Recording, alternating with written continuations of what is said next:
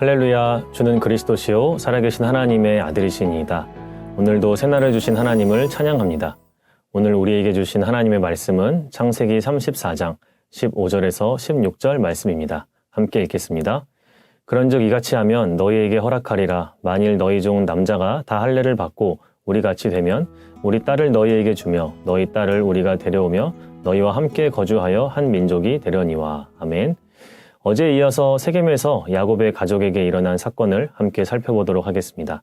세겜 족속의 지도자 하몰과 그의 아들 세겜은 야곱의 가족과 하나가 되기를 원했습니다. 하지만 야곱의 아들들은 이미 분노에 차 있었습니다. 그들은 여동생 디나가 모욕당한 것에 대해 복수할 계획을 세우고 할례를 요구하는 계략을 꾸밉니다. 야곱의 아들들은 세겜의 사람들에게 우리와 하나가 되려면 너희도 우리처럼 할례를 받아야 한다고 말했습니다. 이것은 하나님의 언약의 표징인 할례를 이용하여 복수를 꾀하는 행동이었습니다. 즉, 그들은 하나님의 뜻이 아니라 자기들의 감정과 목적을 위해 하나님의 거룩한 언약을 이용했다는 것입니다. 할례는 하나님과 언약을 나타내는 신성한 의식이었습니다. 하지만 야곱의 아들들은 이를 신앙적 의미가 아닌 복수의 도구로 사용하였습니다. 우리는 여기서 스스로에게 중요한 신앙적 질문을 던질 수 있어야 합니다. 우리는 하나님의 말씀을 진정한 믿음으로 따르고 있는가? 아니면 우리의 목적을 이루기 위해 하나님의 말씀을 이용하고 있는가? 매일의 삶 가운데 하나님을 사랑하는 순전한 마음으로 그분의 말씀에 순종하는 저와 여러분이 되시기를 축복합니다. 이런 제안을 들은 세겜 사람들은 어떻게 했을까요? 그들은 야곱의 아들들의 제안을 받아들이기로 결정합니다.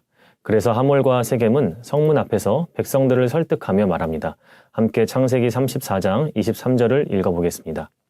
그러면 그들의 가축과 재산과 그들의 모든 짐승이 우리의 소유가 되지 않겠느냐. 다만 그들의 말대로 하자. 그러면 그들이 우리와 함께 거주하리라. 아멘. 즉 그들은 야곱의 가족과 하나가 되면 경제적으로 더 큰 이득을 얻을 수 있을 것이라 생각했습니다. 이건 역시 세상의 방식입니다. 세상은 언제나 신앙을 경제적 이득과 교환하려고 합니다. 믿음을 팔고 이익을 얻으라 손짓하고 하나님의 기준을 버리고 세상의 풍요를 쫓으라고 유혹합니다. 그러나 하나님의 백성은 이러한 타협에 넘어가서는 안 됩니다. 오히려 신앙을 지키기 위해 세상에서의 이익을 포기할 수 있어야 합니다.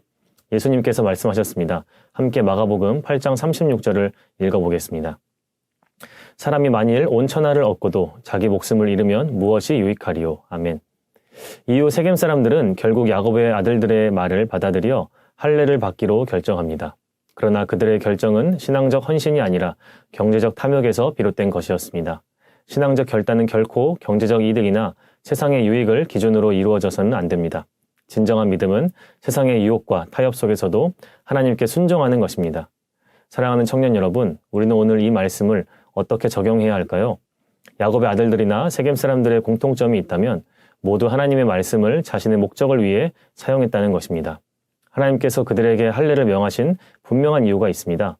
먼저는 그것은 그들이 하나님의 백성임을 나타내는 것입니다.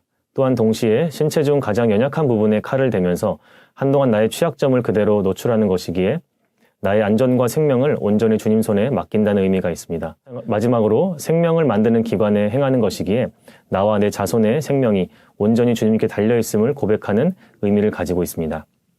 그런데 야곱의 아들들과 세겜 사람들은 할례의 이런 의미를 중요하게 여기지 않고 각각 복수와 경제적 이익이라는 자신들의 목적을 위해 하나님의 말씀을 악용했습니다. 우리는 이들의 모습을 반면교사 삼아야겠습니다.